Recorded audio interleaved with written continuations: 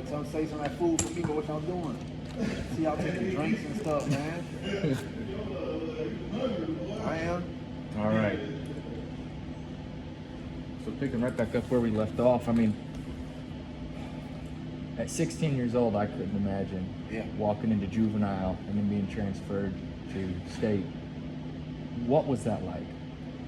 To be honest, man, like I had this thing in my, I can be honest, bro, like from the point of actually being taken down to Richland County Sheriff's Department headquarters to the actual point of going to court to be sentenced for the 10 years that I actually was convicted on.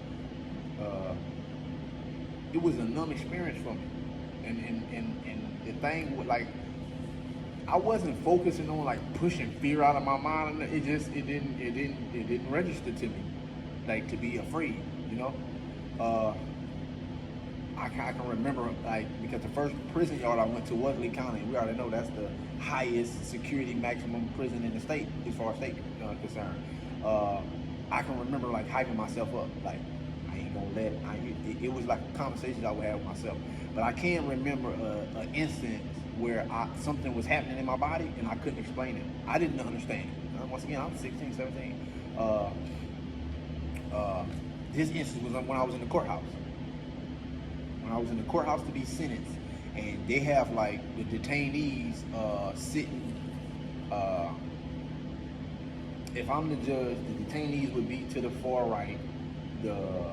Whoever is actually in front of the judge would be right here, and then the audience, I guess that's what you would call them there, but sits behind them, whatever you call them. Yeah. But anyway, so we to the far right, and I remember sitting over there, and I was sitting with a couple of my homies and some other guys who was waiting to be sentenced, and it just something took over my body, and I started shaking, like jittering, shaking so bad. My teeth was like I couldn't explain it, man. And I remember gritting down on my teeth because in my head I was like, oh, so I don't want the homies to think I'm like being on those soft shit. Like that's what I was thinking in my head, like, oh, I can't be soft. What's wrong with me? But I was just gritting my teeth, and I guess it was the adrenaline and all that. But that was the only point that I can remember having some type of physical reaction to the situation. How I, at 16, 17 years old, mustered up the ability to be able to just be humble and like, I don't know how I did it. I think I accepted it like this was a part of everything, And I don't think you should ever have to think that, man, because I got introduced to some real brutal stuff that nobody should have to experience, you know what I'm saying? More so when I went to prison. County jail ain't as bad as prison, But for the most part, man, I accepted it like, man, like this was something I was supposed to go through or something, you know what I'm saying? But as I got, further into my bid and I started, learning more, and I realized that no, this not nothing for me or no person. And I think that played a big part in what my message on trying to like actually curb the youth. I know a lot of times they mimicking what they see, bro. Like, that's why I don't understand why it's like this big old, like, we lost on how to help when you got top of the line psychologists, and we know how the human brain works. We don't have to sit here and play like we don't know. You know what I'm saying? That's what irks me. We got the richest country in the world with all our top this, the Harvard and all these schools, where these people study the human mind, and it's like, oh, I don't know what's wrong with the kids these days. Oh, you know exactly what's wrong with the kids these days. You see, you're the Frankenstein that created them, So I just say that to say, man, I understand how a young person can be lost and mimicking some stuff that can get them in a lot of trouble, but I know what's on the other side of that trouble. You know what I'm saying? And it's things that can leave you with trauma, PTSD. Bro, I'm coping.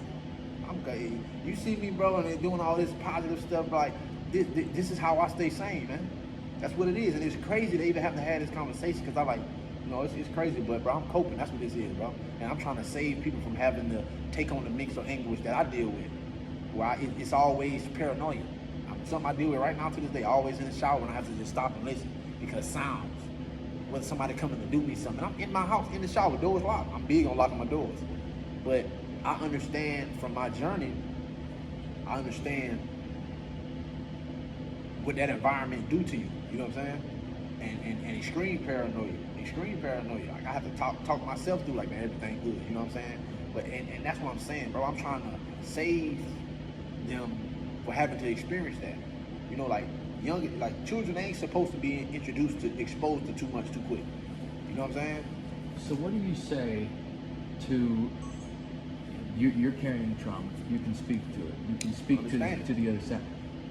What do you say to the kids who think, oh, that shit's cool, I want in on that? I can say something.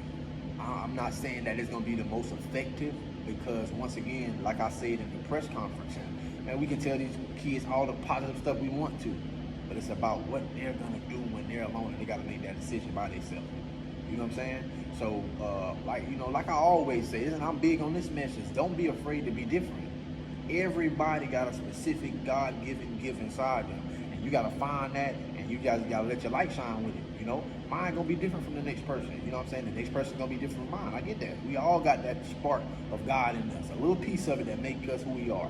And what I would say to them, you know, in reference to just thinking that the negativity, thinking that what's considered crime is cool, bro, you've been misled, bro. They lied to you. Whoever, they lied to you. And I think that when you sit back and look at it and you weigh the odds, the risk and the reward, those actions, how do they benefit not only your life but the people around you? Because once again, we're not living on this earth by ourselves. We're not living in our communities by ourselves. We're not living in your house by yourself, especially if you're a teenager.